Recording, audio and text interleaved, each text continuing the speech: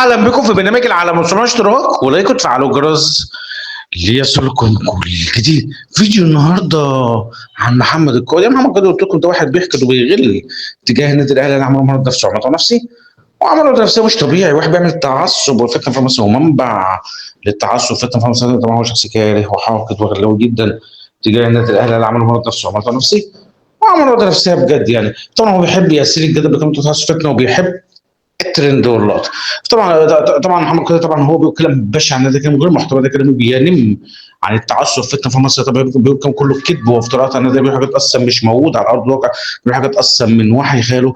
فواضح لا عملوا مرض نفسي وعملوا نفسي وعملوا وضع نفسيه بجد. يعني طبعا محمد كده طبعا هو ب 100 وش بيتراوم، ما عندوش شخصيه اصلا، ما عندوش مبدا في حياته في التسويق النافع، ومدرس وكده بيغل وبيحكي. والشر ما بتجاه النادي ده عمل مشكله من عقده من السنين، لانه بيكره وبيغل تجاه النادي الاهلي. طبعا الفيديو جد العظيم حاجه في منتهى الحقد والغل، وحاجه في منتهى يعني حاجه في منتهى الكذب، وحاجه في منتهى التعصب فتنه. انت عارف كده؟ زيزو كده كده صفقه جماهيريه. يعني والله عايز اقول لك يا محمد قادر الاهلي هيفضل مجننك وهيفضل مربي لك خفيف. محمد قادر طلع حقد وغله بقى، يعني حقد وغله تجاه اللعيبه وتجاه النادي الاهلي. طبعا يقول ان زيزو صفقه جماهيريه وجعاك. انا عارف يا محمد قادر ان زيزو وجعك قوي. امام عاشور الصفقات اللي هي الجديده دي وجعك جدا جدا.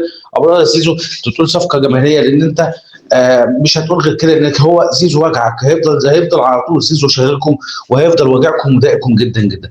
فعايز اقول لك يا محمد قادر الاهلي دايما هيفضل مربيك خفيف، ويفضل مجننك، ويفضل وجعك، ويفضل عامل لك عقده نفسيه. طبعا محمد قادر قلت لكم هو بيحب يسير الجانب المتعصب وبيحب الترند والله. طبعا محمد قادر طبعا هو كاره النادي الاهلي وحاقد على النادي الاهلي.